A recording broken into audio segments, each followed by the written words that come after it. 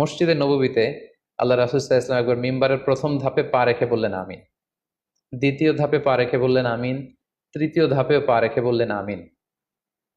সাহাবারা জিজ্ঞেস করলেন, ইয়া রাসূলুল্লাহ, তিনবার কেন আমিন বললেন? আমরা তো বুঝতে পারলাম না।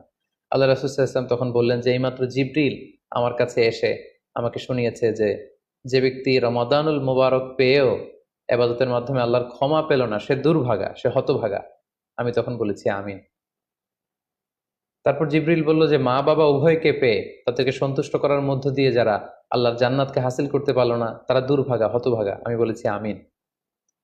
তৃতীয় পর্যায়ে জিব্রাইল বলেছে যে হে নবী, আপনার নাম শুনবার পরেও যে আপনার উপর দুরূদ পাঠালো না, অর্থাৎ সাল্লাল্লাহু আলাইহি ওয়াসাল্লাম বলল না, সে দুর্ভাগা, সে হতভাগা। তখন আমি বলেছি আমিন। সম্মানিত শুধু এই হাদিস থেকে আমরা বুঝতে পারি যে যারা রমাদান পেয়ে আল্লাহর প্রিয় ভাজন বান্দা হতে